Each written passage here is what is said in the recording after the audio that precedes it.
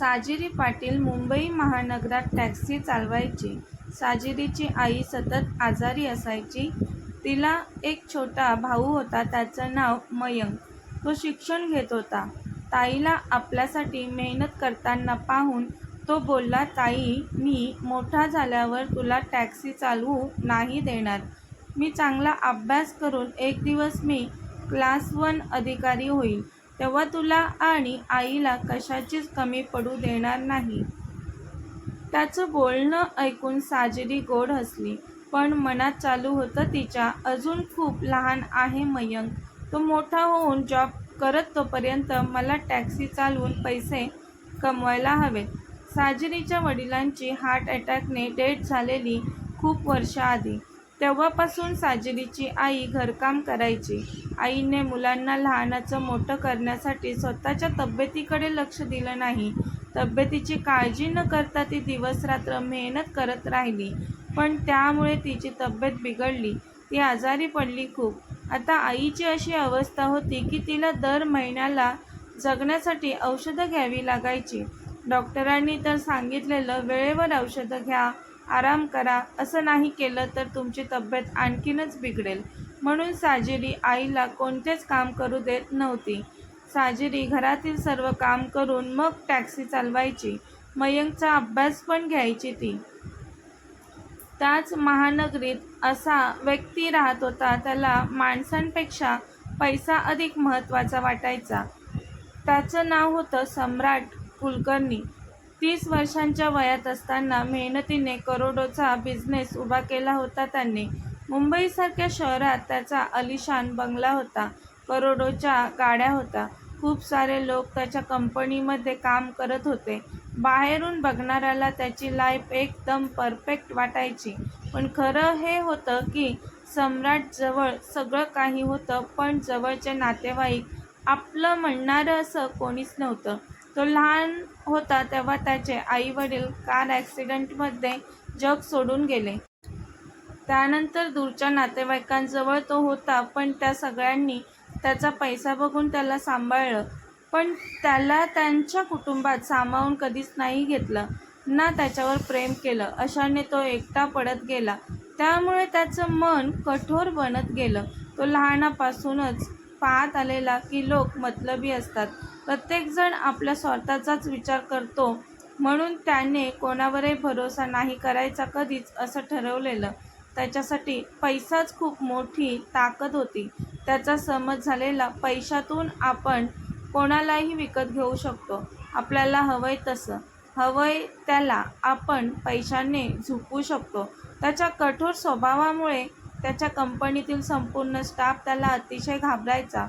कारण अगदी छोटी चूक जरी कोणाची झाली तरी तो लगेच त्या व्यक्तीला नोकरीवरून काढून टाकत असे.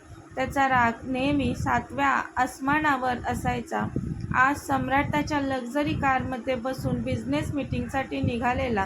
दुसऱ्या बाजूला साजिरी टॅक्सी चालवत होती. दोघेही त्यांच्या त्यांच्या आयुष्यात व्यस्त होते.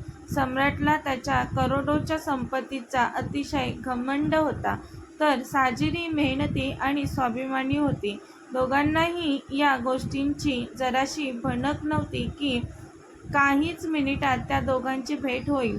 सकाळची वेळ होती.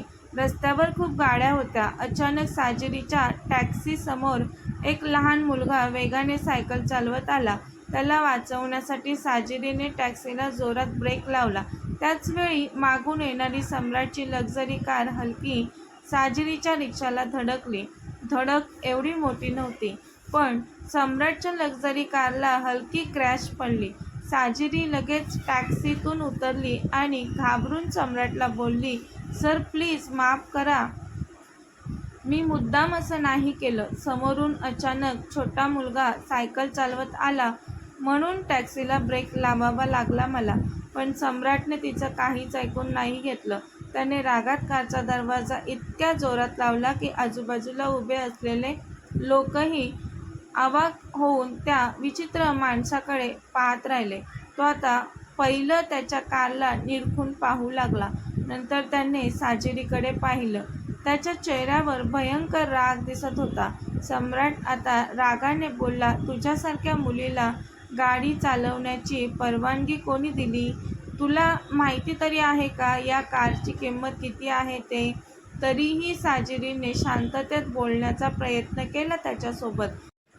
ती बोलली, सर चूक माझी नव्हती. मी जर ब्रेक नसता लावला तर त्या छोट्या मुलाच्या जीवाला धोका होता. पण सम्राटला कोणाचं ऐकून घेण्याची सवय नव्हती. त्याने टोमण्यात म्हटलं, तुमच्यासारख्या लोकांची चूक झाल्यावर अशीच नाटकं चालू होतात. पहिली चूक करायची, नंतर बोलायचं. मुद्दाम नाही केलं, चुकून झालं. बराच वेळ दोघांचं बोलणं चालू होतं. म्हणून तिथे आता खूप सारे लोक जमलेले. ते सर्व बोलत होते. चूक त्या छोट्या मुलाची होती. पण सम्राट कुठे कोणाचं ऐकून घेत होता? त्याने खिशातून रुमाल काढला आणि कारवर पडलेल्या क्रॅशवरून हात फिरवला. रागाने बोलला, तुझ्या संपूर्ण आयुष्यातील कमाईने सुद्धा माझ्या लक्झरी कारचा एक पार्ट विकत नाही घेता येणार. पण तुझ्यासारख्या गरीब मुलीला कधीच नाही कळणार ही गोष्ट. जमलेल्या लोकांना पैसेवाल्या घमंडी सम्राटचा राग येत होता. साजिरीच्या जागेवर दुसरी मुलगी असती तर घाबरली असती. पण साजिरीने त्याला शांततेत म्हटलं, पुन्हा सर, खरंच माझी चूक नाहीये आणि माणसांची किंमत पैशाने नाही ठरवता येत, तर तो कसा वागतो यावर ठरते. मान्य आहे तुमची कार खूपच महाग आहे, पण तुमचे विचार खूपच हलके आहेत. साजिरीचं बोलणं ऐकून जमलेले लोक बोलले, ही मुलगी खरं बोलत आहे. जमलेल्या एका व्यक्तीपैकी एकाने सम्राटला म्हटलं, चूक या ताईंचीही नाही आणि तुमचीही नाही. हा विषय इथेच थांबवा. पण सम्राटपुढे फर्स्ट टाईम कोणीतरी न घाबरता बोलत होतं. त्याच्या नजरेला नजर मिळवत होतं. त्यामुळे त्याला साजिरीचा अतिशय राग येतो. त्याने रागात साजिरीसमोर बोट नाचवत म्हटलं, ए मुली, तुला माहिती नाही तू कोणासमोर उभं राहून बोलत आहेस? याची किंमत तुला नक्कीच चुकवावी लागेल. साजिरी बोलली, सर, तुम्ही जे कोणी असाल त्याच्याशी मला काही घेणं देणं नाही. तुम्हाला मी तुमच्यासमोर हात जोडून माफी मागायला हवी होती का? माझी काही चूक नाहीये, समजलं? तुमच्याकडे खूप पैसा असेल, पण तुमच्याकडे बोलण्याची तमीज नाही सर. एवढं बोलून ती तिच्या टॅक्सीत बसली. पण जाता जाता तिने आरशात पाहिलं तर सम्राट अजून तिथेच उभा होता आणि तो अतिशय रागाने तिच्याकडेच पाहत होता. सम्राटच्या चेहऱ्यावर असा राग होता जसं की त्याने मनात काहीतरी ठरवलं आहे. सम्राट त्याच्या कंपनीत पोहोचला, पण संपूर्ण दिवसभर त्याचं लक्ष मीटिंगमध्ये नव्हतं लागत. त्याच्या डोक्यात आज सकाळी घडलेली गोष्ट जातच नव्हती. एक साधारण टॅक्सी चालवणाऱ्या मुलीने रस्त्यावर जमलेल्या एवढ्या लोकांमध्ये माझा अपमान केला असं वाटलं त्याला. संध्याकाळपर्यंत त्याचा राग वाढलेला. त्याने त्याचा पीए अजयला बोलवलं. अजय खूप वर्षांपासून त्याच्यासोबत काम करत होता. त्याला सम्राटचा स्वभाव माहीत होता.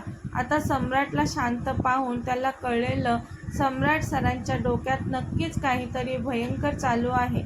सम्राटने हळू आवाजात म्हटलं, अजय, त्या टॅक्सी चालवणाऱ्या मुलीची चौकशी कर.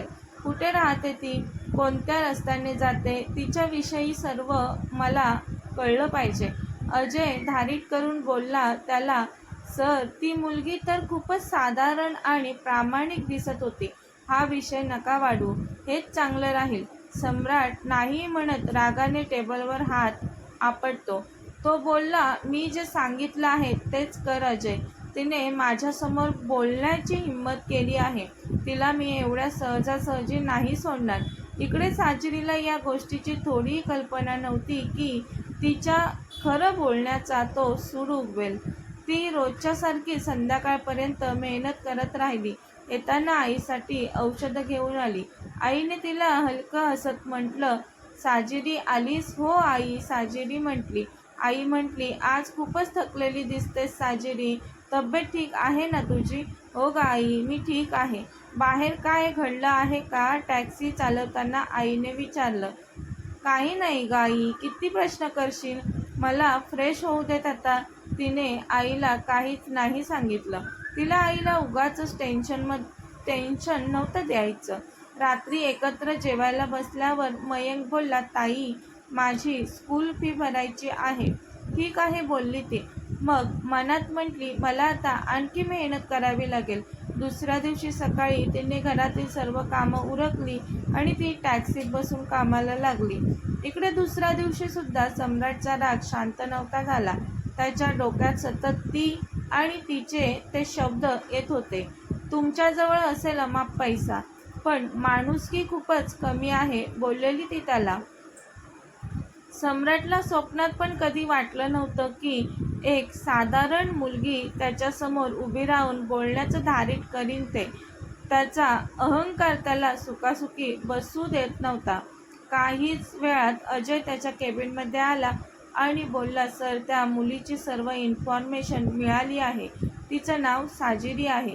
ती तिच्या आजारी आई आणि छोट्या भावासोबत राहते. ती टॅक्सी चालवून संपूर्ण घराचा खर्च उचलते. सम्राट काही क्षण शांत बसला. त्याच्या चेहऱ्यावर हलकंसं हसू आलं. ते हसू क्रूर होतं, सूड घेणारं होतं. त्याने अजयला म्हटलं, ज्या गोष्टींचा तिला जास्त घमंड आहे तीच गोष्ट तिच्या जवळून हिसकावून घे. अजयला समजलं सम्राटला काय पाहिजे ते. अजयने एक वेळा पुन्हा सम्राटला समजवण्याचा प्रयत्न केला. तो बोलला, सर, रागाने घेतलेले निर्णय नेहमी चुकीचे असतात. ती मुलगी पहिलीच खूप कष्टाने जगत आहे. पण सम्राटने त्याच्याकडे दुर्लक्ष केलं. मी तुला सल्ला विचारला आहे का? मी काय करायचं ते? सम्राट चिडून बोलला. जेवढं सांगितलं आहे तेवढंच कर. साजिरीने दुपारपर्यंत टॅक्सी चालवून चांगले पैसे कमवलेले. ती खुश होती.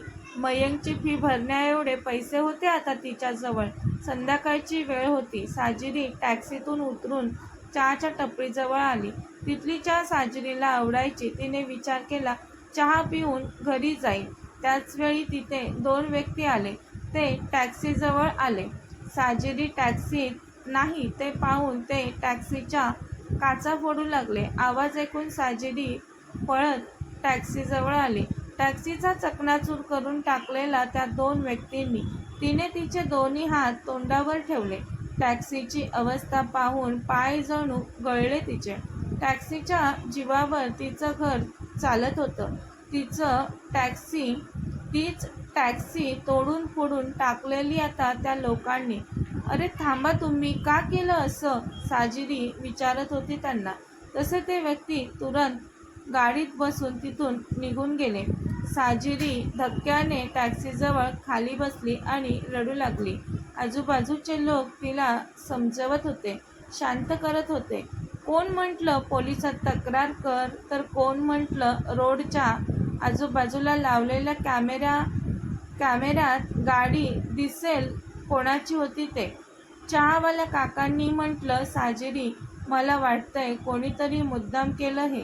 साजिरीच्या मनात अचानक त्या लक्झरी कारवाल्याचा चेहरा म्हणजेच सम्राटचा चेहरा आला. तिला त्याने दिलेली धमकी आठवली. तू माझ्यासमोर बोललीस त्याची किंमत तुला नक्कीच चुकवावी लागेल. पण आता साजिरीजवळ कोणताच पुरावा नव्हता. पुराव्याविना कोणाचं नाव नव्हती घेऊ शकत ती. टॅक्सी घेऊन एका गॅरेजमध्ये आली ती. गॅरेजवाल्या दादांनी म्हटलं, ताई, तुमच्या टॅक्सीचं खूप नुकसान झालं आहे. सर्वच पार्ट बदलावे लागतील. साजिरीने विचारलं, किती खर्च येईल? मेकॅनिकलने हिशोब केला आणि बोलला, कमीत कमी 20,000 रुपये. ते ऐकून साजिरीच्या पायाखालची जमीन सरकली. तिच्यासाठी एवढे पैसे म्हणजे खूपच होते. तिने विचारलं, दादा, थोडं कमी नाही होणार का? नाही ताई, म्हटलं मेकॅनिकलने. त्या दिवशी घरी जड पावलांनी साजिरी आली. आईने दार उघडल्यावरच लगेच विचारलं, साजिरी, काय झालं ग? चेहरा का असा झाला तुझा? आईला पाहून साजिरी जोरजोरात रडू लागली. रडतच तिने आईला सर्व घडलेल्या गोष्टी सांगितल्या. आई शांत होऊन ऐकत होती. मयंक पण सर्व ऐकत होता. तो आत गेला आणि एक छोटा पैशांचा डब्बा घेऊन आला. तो डब्बा साजिरीच्या हातात ठेवत मयंक बोलला, ताई, यात मी साठवलेले पैसे आहेत. हे घे ताई, माझी फी नंतर भर. साजिरीने रडतच मयंकला जवळ घेतलं. डोळ्यातील अश्रू थांबत नव्हते तिच्या. तिने मयंकच्या डोक्यावरून प्रेमाने हात फिरवत म्हटलं, नाही, नको हे पैसे मला. तू टेन्शन नको घेऊस, मी सर्व ठीक करीन. मयंक, तुझी फी मी वेळेत भरेल. इकडे सम्राट त्याच्या केबिनमध्ये आरामात बसून होता. तेव्हा अजय येऊन बोलला त्याला, सर जसं तुम्ही सांगितलं तसंच केलं. तसा सम्राट म्हणाला, आता तिला समजलं असेल माझ्यासोबत पंगा घेतल्यावर काय किंमत चुकवावी लागते ते. पण सम्राटला अजिबात अंदाज नव्हता त्याची तकदीर त्याला कोणत्या वळणावर नेऊन ठेवणार आहे ते. त्यावेळी साजिरीची त्याला मदत होणार आहे. 5 दिवसानंतर मेकॅनिकलने फोन करून सांगितलं, टॅक्सी घेऊन जाऊ शकता साजिरीताई तुम्ही. ते ऐकून साजिरी खुश झाली. ती तुरंत गॅरेजमध्ये आली. तिची टॅक्सी पहिल्यासारखी नव्हती दिसत आता. तरी तिने प्रेमाने टॅक्सीवरून हात फिरवला आणि आनंदाने चेहऱ्यावर हसू आलं. मेकॅनिकलने तिच्या हातात चावी दिली आणि तो म्हणाला, ताई, मेहनत करणारी लोकं कधीच हारत नाहीत. साजिरीने हसून त्याला थँक्स म्हटलं आणि ती टॅक्सीत बसली. सम्राटची जिंदगी पहिल्यासारखीच व्यस्त होती. सकाळी मीटिंग, दुपारी बिझनेस डील आणि संध्याकाळी मोठमोठ्या बिझनेसमॅनसोबत पुन्हा मीटिंग. वरवर सर्व काही ठीकठाक वाटत होतं, पण मनातून तो खूपच अस्वस्थ, बेचैन होता. त्याने रस्त्यावर टॅक्सी पाहिल्या की त्याला त्याच्याही नकळत साजिरीचं बोलणं आठवायचं. तो स्वतःवरच वैतागून मनातील विचारांना झटकायचा. त्याला वाटत होतं, तो एका साधारण मुलीविषयी विचार का करत आहे इतका? त्याच रात्री सम्राटला शहरापासून 50 किलोमीटर दूर बिझनेस कामासाठी रिसॉर्टमध्ये मीटिंगसाठी जायचं होतं. तो तिकडे गेला. मीटिंग झाली आणि पुन्हा तो तिकडून यायला निघाला. त्याचवेळी विजा चमकू लागल्या. भयंकर वारा सुटलेला. काही वेळातच मुसळधार पाऊस पडायला सुरुवात झाली. वातावरण अचानक बदललं. रस्त्यावर तर दूर दूरपर्यंत कोणीच दिसत नव्हतं. सम्राट त्याची कार हळूहळू चालवत होता. त्याचवेळी कारमधून अजीब आवाज आला. त्याने कारमधून उतरून पाहिलं तर कारच्या एका टायरमधून हवा पूर्णपणे निघालेली. त्याने लगेच त्याच्या ड्रायव्हरला आणि कंपनीतल्या लोकांना फोन करायला सुरुवात केली. पण खूप पाऊस पडत असल्यामुळे नेटवर्क सारखं येत जात होतं. बोलणं होत नव्हतं व्यवस्थित. सम्राट आज पहिल्यांदा स्वतःला हताश समजत होता. पाऊस मुसळधार कोसळत होता त्यात. रस्त्यावर एकही गाडी येत नव्हती. सुमसान शांतता पसरलेली तिथे. त्याचवेळी दूरवरून येणारी टॅक्सी दिसली त्याला. सम्राटने लगेच टॅक्सीला हात दाखवला. तशी टॅक्सी त्याच्याजवळ येऊन थांबली. जसं दोघांनी एकमेकांना पाहिलं तसे काही क्षण दोघेही शांत झाले. सम्राटला वाटलं नव्हतं, ज्या साजिरीची जिंदगी त्याने खडतर केलेली, तिला त्रास देऊन तिच्याशी अशी भेट पुन्हा होईल त्याची. साजिरी पण त्याला बघून चाट पडलेली.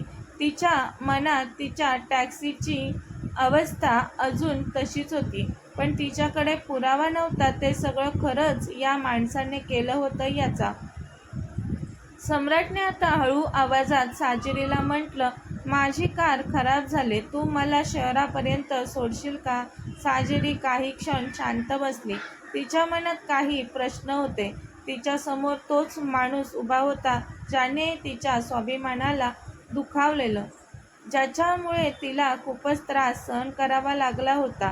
पण आता साजिरीने काही न बोलता टॅक्सीचा दरवाजा उघडला आणि बोलली, रात्र खूप झाले, बसा पटकन. सम्राटला तर विश्वासच बसत नव्हता. ज्या मुलीला त्याने एवढा त्रास दिला होता ती त्याची मदत करत आहे यावर. कथेचा पुढील भाग पाहण्यासाठी चॅनलला सबस्क्राईब करा. कथा आवडल्यास लाईक, शेअर आणि कमेंट करायला विसरू नका.